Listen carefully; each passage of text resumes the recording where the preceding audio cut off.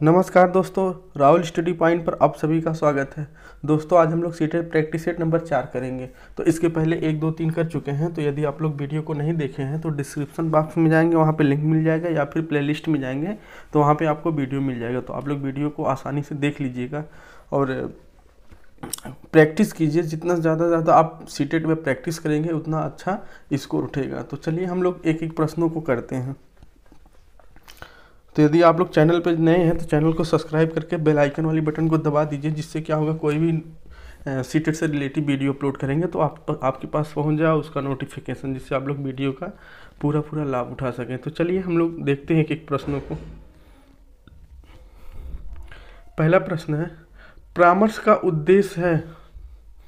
परामर्श का अर्थ होता है जैसे दो व्यक्तियों के बीच में संपर्क में रहकर जो वार्तालाप होती हैं उसे परामर्श, जैसे उसके बाद जो निष्कर्ष निकले उसी को परामर्श कहते हैं। तो आइए देखते हैं।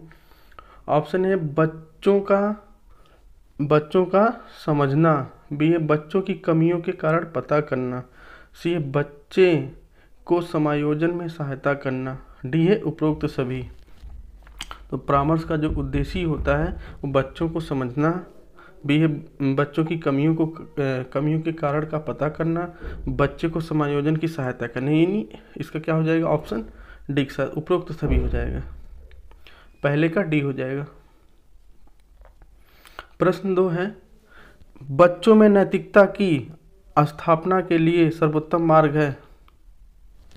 बच्चों में नैतिकता की स्थापना के लिए सर्वोत्तम मार्ग क्या है?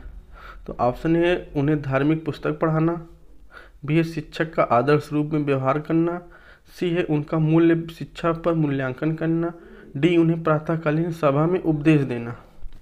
तो जो बच्चों की नैतिकता की बात होती है उन्हें धार्मिक पुस्तक पढ़ाना, तो ऐसा कुछ भी नहीं है कि उन्हें आप धार्मिक पुस्तक पढ़ने के लिए कहेंगे। तो शिक्षक के आदर्श रूप में व्यवहार करना, ये तो सही लग रहा है। उनका मूल्य शिक्षा पर मूल्यांकन करना, तो ये भी गलत है। उन्हें प्रातःकालीन सभा में उपदेश देना, तो कोई उपदेश देना तो है नहीं, ये भी गलत है। यानी ऑप्शन किसके साथ चला जाएगा, ऑप्शन बी के साथ, शिक्षक का आदर्श रूप में व्यवहार करना। प्रश्न 3 है, शिक्षा में फ्रोबेल का महत्वपूर्ण योगदान था का विकास, किसका विकास है? तो ऑप्शन है व्यावसायिक स्कूल, बी है पब्लिक स्कूल, सी है किंडरगार्टन, डी है लैटिन स्कूल। जो फ्रोबेल जी थे उन्होंने जो है किंडरगार्टन पद्धति दी थी, तो ये ऑप्शन सी के साथ चला जाएगा। जो फ्रोबेल जी का किंडरगार्टन पद्धति हो जाएगा।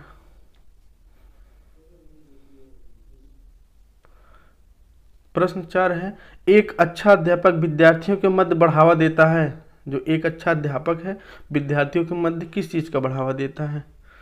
तो ऑप्शन है जैसे प्रतियोगिता की भावना का, बी है सहयोग की भावना का, सी है प्रतिद्वंदिता की भावना का, डी है तटस्थता की भावना का। तो जो एक अच्छा अध्यापक होगा वो बच्चों के बीच में जो है सहयोग की भावना का जो है बढ़ावा देगा। तो ऑप्शन बी के साथ चला जाएगा। तो आप लोग भी जो है पेन और रफ लेके जो है प्रैक्टिस खूब ज़्यादा से ज़्यादा कीजिए, क्योंकि प्रैक्टिस करेंगे तो ही जो होगा। तो देखिए इसमें आप लोग 30 में से कितना स्कोर कर ले जा रहे हैं, तो आप लोग भी करते रहिए।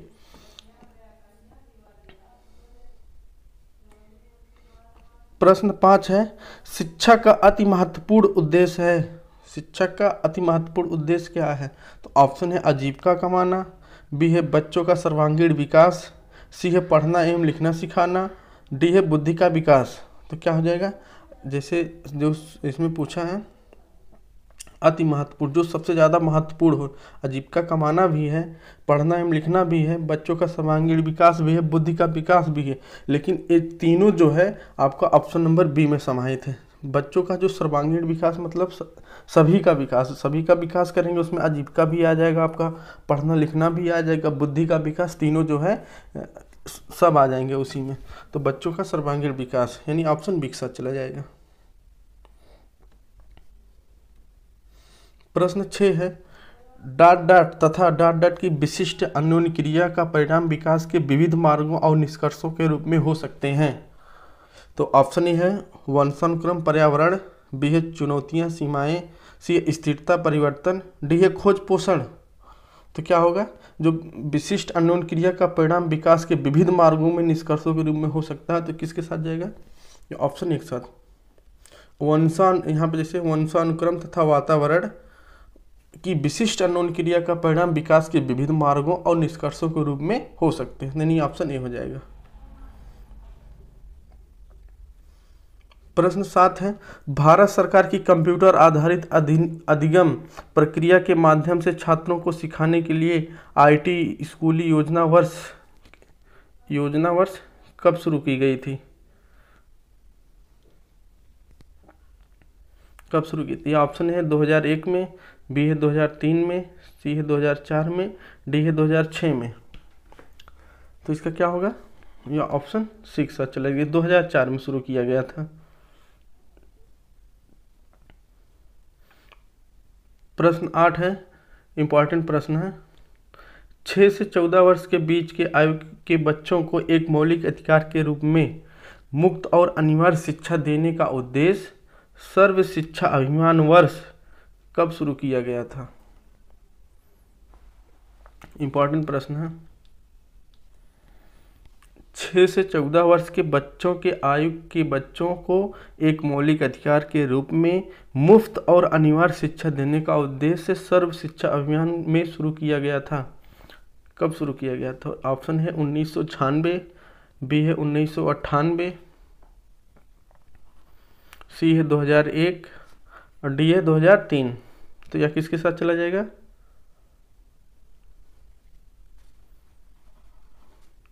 या ऑप्शन 6 2001 में स्टार्ट किया गया था।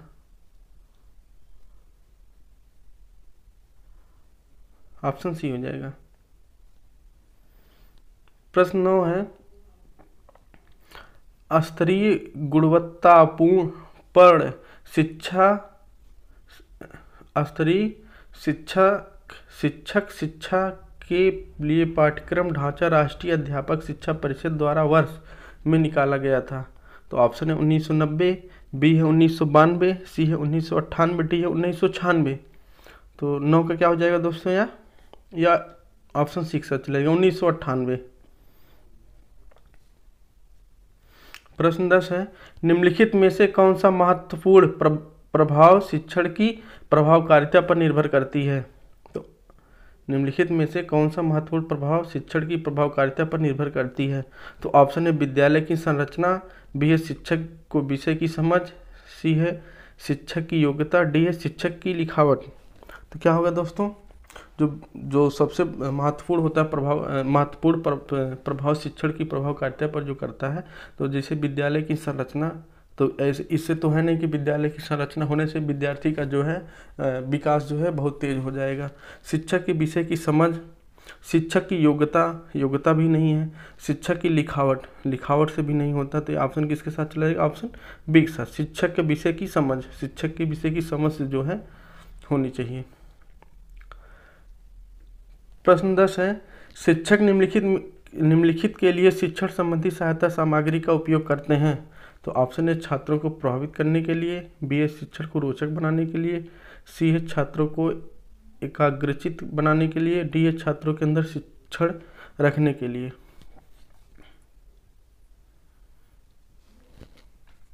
तो 11 का क्या हो जाएगा?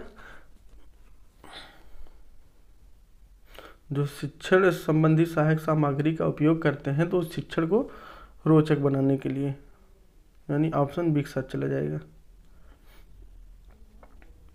प्रश्न 12 है, यदि बुलाए जाने पर कुछ छात्रों के माता पिता अभिभावक आकर शिक्षक से नहीं मिलते तो शिक्षक को क्या करना चाहिए? यदि जैसे इसमें है, यदि बुलाए जाने पर कुछ छात्रों के माता पिता या अभिभावक आकर शिक्षक से नहीं मिलते हैं तो शिक्षक को क्या करना चाहिए? तो माता पिता को पत्र लिखना चाहिए, बी है स्वयं जाकर उनसे मिलना चाहिए, सी है वैसे छात्रों को दंडित करना चाहिए, डी है वैसे छात्रों को अनदेखा करना चाहिए। तो इसका क्या होगा?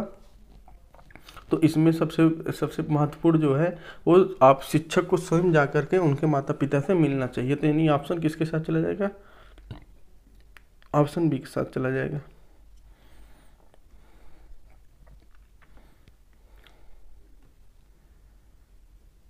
प्रश्न 13 है, किस अवस्था में बालकों में नई खोज करने की और घूमने की प्रवृत्ति अधिक बढ़ जाती है? ऑप्शन है शैशवावस्था, बी है उत्तर बाल्यावस्था, सी है किशोरावस्था, डी है प्रौढ़ावस्था। तो तेरा क्या होगा? जो खोज करने और घूमने की प्रवृत्ति अधिक बढ़ जाती है तो वह आपका उत्तर बाल्यावस्था हो जाएगा। ऑप्शन बी के साथ चला जाएगा। प्रश्न 14 है, परिचर्या निर्माण को कार्य माना जाता है। ऑप्शन ए एक नेमी कार्य, बी है विशेषज्ञता कार्य, नहीं एक अत्यधिक विशेषता कार्य, और डी है एक महत्वपूर्ण कार्य नहीं। जो परिचर्या निर्माण का कार्य माना जाता है उसका क्या होगा? या ऑप्शन 6 है एक अत्यधिक विशेषता कार्य होता है। प्रश्न 15 है, विद्यार्थियों की प्रशंसा की जानी चाहिए। विद्यार्थियों की प्रशंसा की जानी चाहिए तो कहाँ की जानी चाहिए? ऑप्शन है एकांत में, बी है अलग से, सी है लोगों के बीच में, डी है व्यक्तिगत रूप से। जो विद्यार्थियों की प्रशंसा की जानी चाहिए तो कहाँ होगा दोस्तों? वह हो जाएगा आपका ऑप्शन सी के साथ चला जाएगा, यानी लोगों के बीच में। विद्यार्थी को जो प्रशंसा की जानी चाहिए वो लोगों के बीच में की जाती है, जिससे उनका मनोबल जो है बढ़ता है।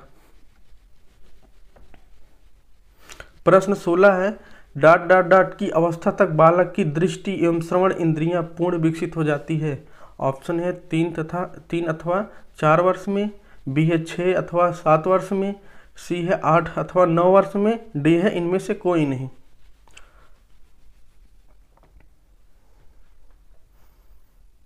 इसमें क्या होगा? जिसे किस अवस्था में तक बालक की दृष्टि और श्रवण इंद्रिय पूर्ण विकसित हो जाती हैं, तो ये ऑप्शन 6 साथ चला जाएगा, 8 अथवा 9 वर्ष में। ऑप्शन सी हो जाएगा।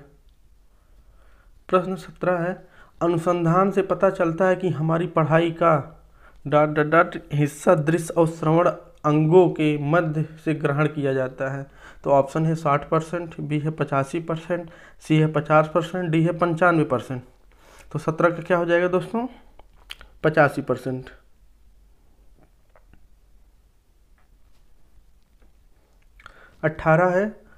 प्रश्न 18 है, कक्षा वर्ग के माहौल में एक सकारात्मक पढ़ाई वातावरण स्थापित और मजबूत करने के अधिकार को निश्चयात्मक अनुशासन को बढ़ावा नहीं देता है, बी है बढ़ावा देता है, सी है से कुछ लेना देना नहीं होता है, डी है की ज़रूरत नहीं होती है। तो क्या होगा इसका?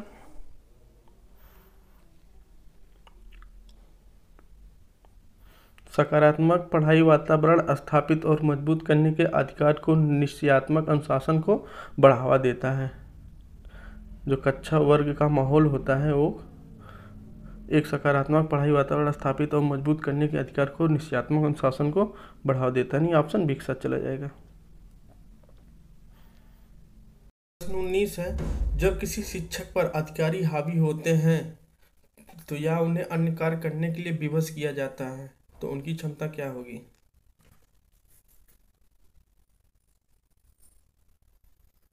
तो ऑप्शन ए कई गुना बढ़ती है, ऑप्शन ए कई गुना बढ़ती है, बी है घटती है, सी अंशतः बढ़ती है, तो डी अप्रभावित रहती है। तो जब कोई अधिकारी किसी शिक्षक पर हावी होता है या उसे अन्य कार्य करने के लिए विवश करता है तो उसकी क्षमता क्या होगी? तो उसकी क्षमता ऑटोमेटिक जो है घटने लगती है। नहीं, ऑप्शन बी से चला जाएगा क्योंकि उसकी क्षमता क्या होगी? घटती है। तो ऑप्शन बी है। प्रश्न 20 है, छात्रों के सही मूल्यांकन के लिए निम्नलिखित में से किस विधि का प्रयोग किया जाना चाहिए? छात्रों के मूल्यांकन के लिए निम्नलिखित में किस विधि का प्रयोग किया जाना चाहिए? तो ऑप्शन है रचनात्मक मूल्यांकन, बी है सतत मूल्यांकन, सी है कोर्स के अंत में मूल्यांकन, डी है प्रत्येक छमाही पर मूल्यांकन। जो छात्रों का मूल्यांकन जो होना चाहिए वो जो है सतत होना चाहिए। तो ऑप्शन बी के साथ चला जाएगा, सतत मूल्यांकन। प्रश्न 21 है, एक शिक्षक को समाज में सम्मान मिलना चाहिए जब वह ऑप्शन है एक आदर्श जीवन जीता हो, बी है निष्ठापूर्वक अपनी ड्यूटी करता हो, सी है प्रभावकारी तरीके से पढ़ाने में सक्षम हो, डी है उपरोक्त सभी। तो इसका क्या हो जाएगा यार? एक शिक्षक को समाज में सम्मान मिलना चाहिए जब वह, इसमें सभी हो जाएगा, उपरोक्त सभी। निम्नलिखित में से किसे आप, प्रश्न 22 है, निम्नलिखित में से किसे आप अधिगम का सबसे उचित परिभाषा मानेंगे? ए है समस्याएं हल करना, बी है विशिष्ट हुनर का विकास करना, सी है आचरण संबंधी प्रवृत्ति का विकास, डी है इनमें से कोई नहीं। तो इसका क्या हो जाएगा दोस्तों? 22 का ऑप्शन डी के साथ चला जाएगा, इनमें से कोई नहीं है। प्रश्न 23 है, कोई व्यक्ति एक प्रभावकारी तरीके से एक हुनर कैसे सीख सकता है? ऑप्शन है अवलोकन करके, बी है सुन करके, सी है पढ़ करके, डी है खुद करके। कोई व्यक्ति एक प्रभावकारी तरीके से एक हुनर कैसे सीख सकता है? तो क्या हो जाएगा इसका? जब कोई बच्चा अपने मतलब खुद करेगा तो ही वो जो है अच्छे से हर चीज़ को सीख सकता है, तो खुद करके होगा, खुद करके, ऑप्शन डी के साथ चला जाएगा। प्रश्न 24 है, वर्णमाला की पहचान ... वर्ष की आयु में शुरू होती है। तो ऑप्शन ए है 6, बी है 5, सी है 4, डी है 3। तो किस वर्ष में होगा? ऑप्शन डी के साथ चला जाएगा, 3 वर्ष में होगा। जो वर्णमाला की पहचान की शुरुआत होती है बच्चों में वो 3 वर्ष में होती है। प्रश्न 25 है, विद्यार्थियों में सामाजिक विकास विकसित करने हेतु एक शिक्षक को चाहिए कि वह जाने विद्यार्थियों की व्यक्तिगत रुचियों को, बी है विद्यार्थियों के शारीरिक विकास को, सी है विद्यार्थियों के सभी पक्षों को, डी है विद्यार्थियों के कार्य निष्पादन को। तो क्या होगा दोस्तों? तो इसका ऑप्शन सी के साथ चला है, विद्यार्थियों के सभी पक्षों को जानना है। एक शिक्षक को जो है, एक शिक्षक को विद्यार्थियों में सामाजिक विकास करने हेतु जो है विद्यार्थियों के सभी पक्षों को जो जानकारी उसे मतलब रखना होगा।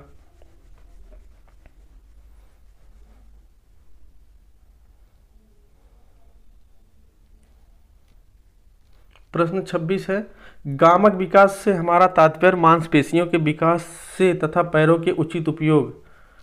क्या होगा? तो मस्तिष्क और आत्मा, बी है अधिगम और शिक्षा, सी है प्रशिक्षण और अधिगम, डी है शक्ति और गति। तो क्या हो जाएगा इसका? ऑप्शन डी के साथ चलेगा, शक्ति और गति होता है।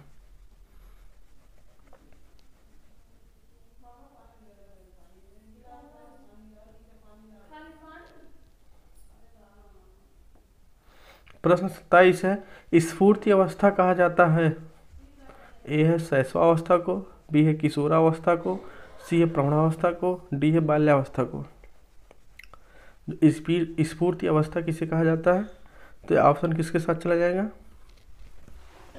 ऑप्शन डी के साथ चला जाएगा, बाल्यावस्था को। ऑप्शन डी हो जाएगा। प्रश्न अगला 28 है, वातावरण वह बाहरी शक्ति है जो हमें प्रभावित करता है, किसने कहा है?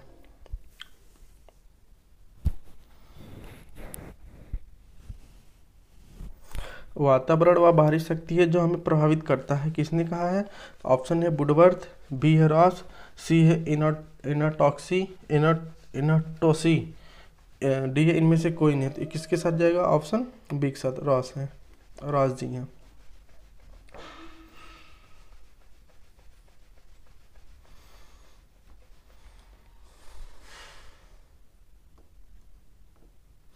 प्रश्न 29 है, संवेदना ज्ञान की पहली सीढ़ी है, या कथन किसने दी, या कथन क्या है?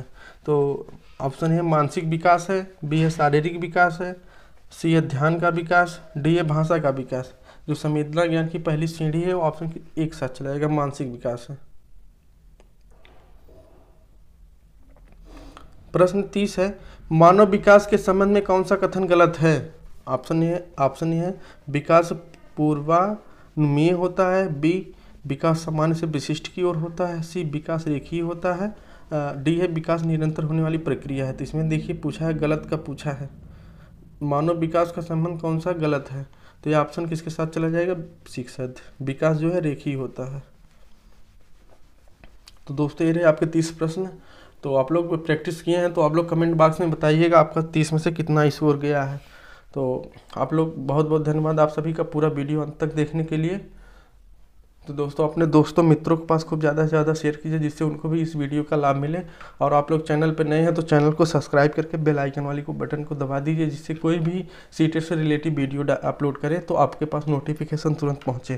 तो आप लोग वीडियो का जो है आराम से जो है उसका पूरा पूरा लाभ उठा सके। तो बहुत बहुत धन्यवाद दोस्तों, बने रहिए राहुल स्टडी पॉइंट पर।